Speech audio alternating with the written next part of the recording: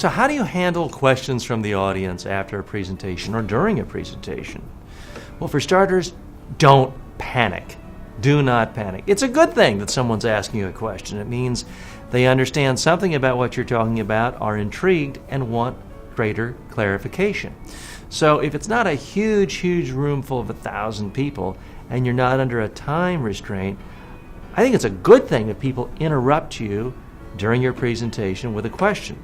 First of all, it's not your presentation, it's your audience's presentation. So if somebody asks you a question, they may be thinking about something or confused about something that is on the minds of everyone else. So it's a great way to create variety in your presentation, to be more responsive.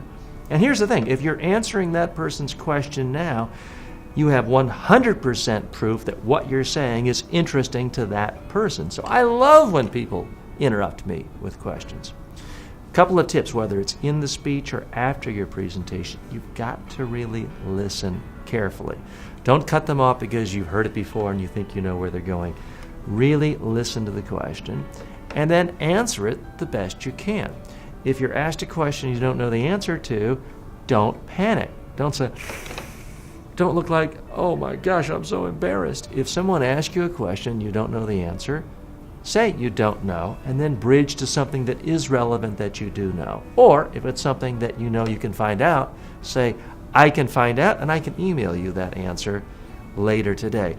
The key is don't act flustered, don't act annoyed, don't act bothered, don't act embarrassed. You are happy people are asking you questions. In fact, if you had your choice, you'd stay all day long to answer questions. That's the level of enthusiasm you want. When asked a question, start by looking right at the person, but then address other people in the room, because presumably the question that person asked is interesting and relevant to the others too. I would start with the person who asked, look at other people, give an example, and then finish by looking at the person who asked the question. But don't say, did that answer your question?